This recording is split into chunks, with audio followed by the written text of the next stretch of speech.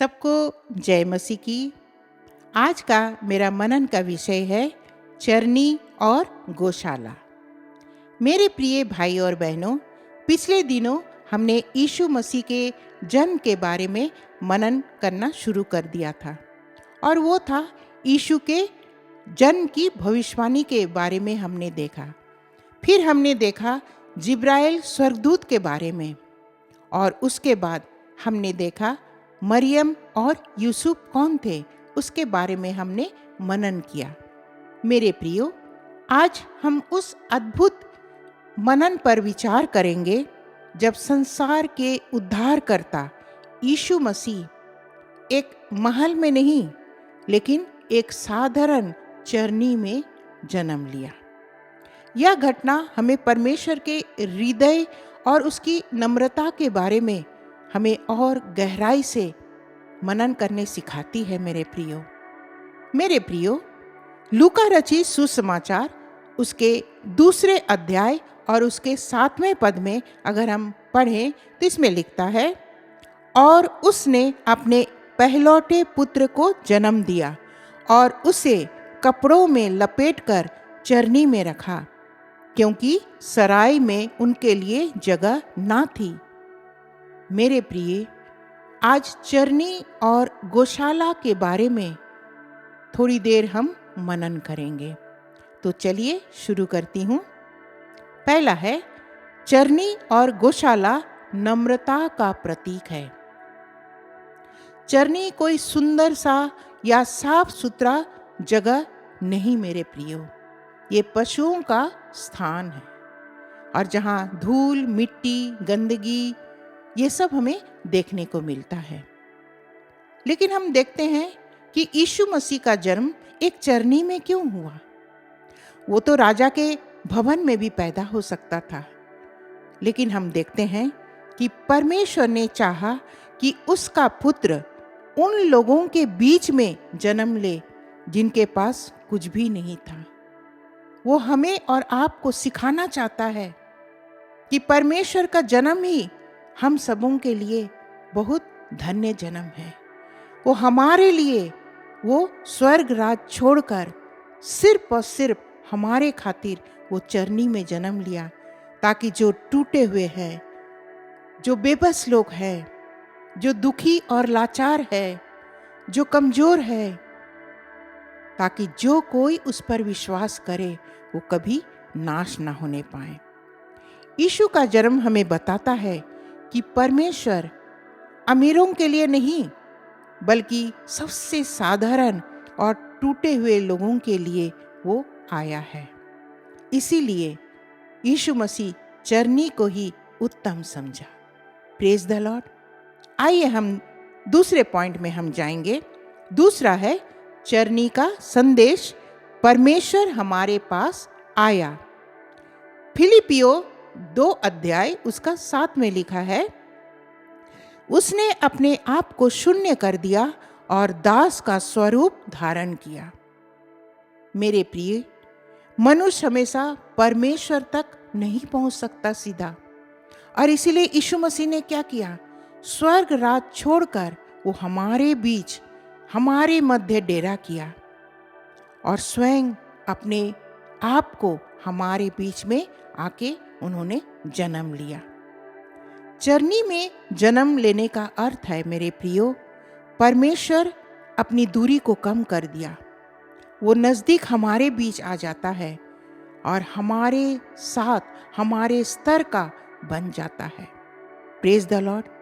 तीसरा अगर हम देखेंगे, तीसरे पॉइंट में हम जाएंगे, गौशाला से महिमा तक एक जीवन का सफर। मेरे प्रियो, यीशु ने जीवन के सबसे निचले स्थान से शुरुआत की। एक गौशाला से उसका जन्म हुआ और आगे हम देखते हैं कि वो एक महिमा तक पहुंचता है। एक चरनी से शुरू करके उसका जन्म, आगे हम देखते हैं वो क्रूस की मृत्यु तक सहली, और इतना ही नहीं, फिर उसके पुनरुत्थान को भी हम देखते हैं। हर कदम में जब हम यीशु मसीह के जीवन को हम मनन करें मेरे प्रियो, हर जगह हम देखते हैं कि यीशु मसीह का प्रेम अगम्य है। वो हमसे बहुत प्रेम करता है और इसीलिए उसने स्वर्ग राज छोड़कर हमारे और आपके लिए पैदा हो गया, हम जैसों के बीच में डेरा किया, ताकि हमारा जीवन एक ब्लेसेड जीवन बनने पाए, हमारा जीवन एक आशीषित जीवन बनने पाए। मेरे प्रियो, एक उदाहरण मैं आप सबके सामने रखना चाहती हूँ और मुझे विश्वास है इस उदाहरण से आपको बहुत आशीष मिलेगी। एक बार एक राजा ने अपने राज्य के गरीब लोगों से मिलने का निश्चय किया।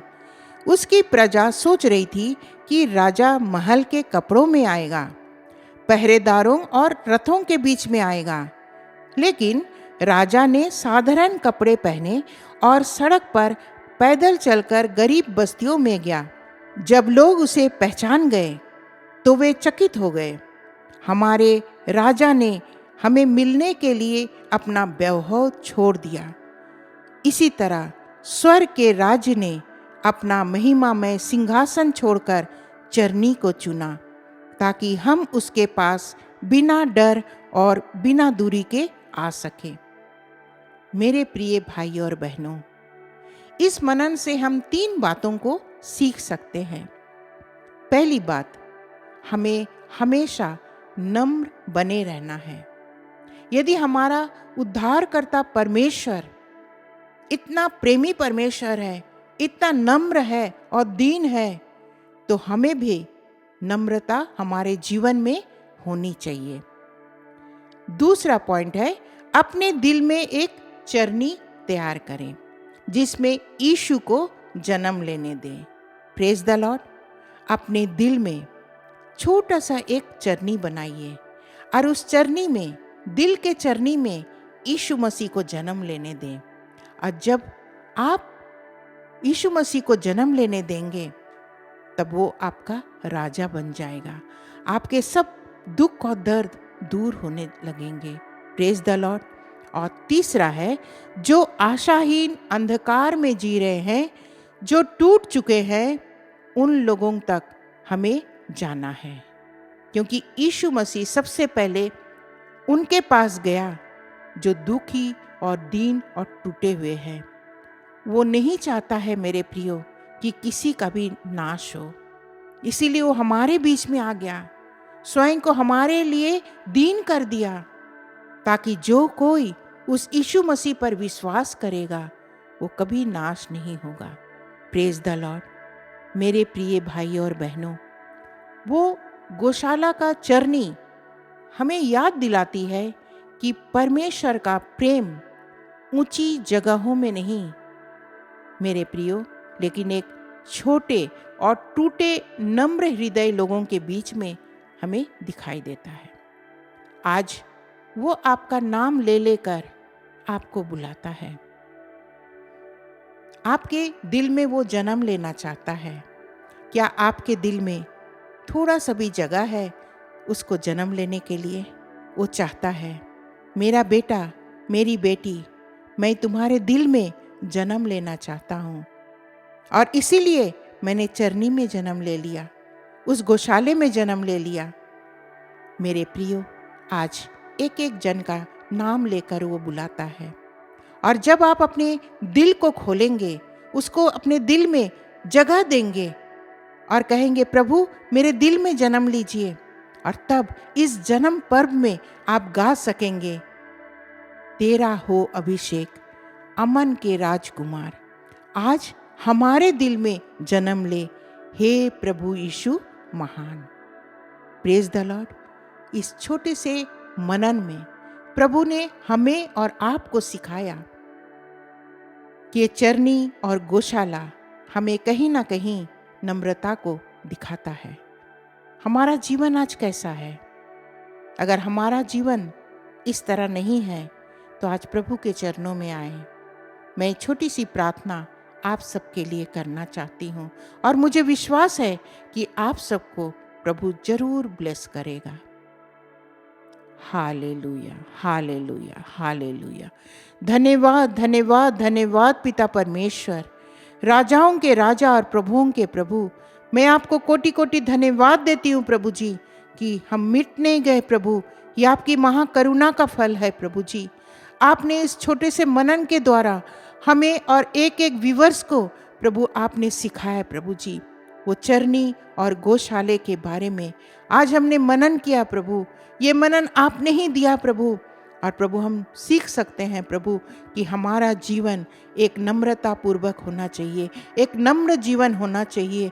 अगर हमारे जीवन में कुछ भी गलत बात है, अगर बहुत सारी बातों को हम देखते हैं, नेगेटिव बातों को, तो प्रभु अपने लहू से प्रभु हम सबों को धो दीजिए, शुद्ध और साफ कीजिए प्रभु जी, ताकि प्रभु हम आपके जैसे होने वाले हो सके प्रभु। हमारे कठोर हृदय को प्रभु जी नम्र कर दीजिए प्रभु।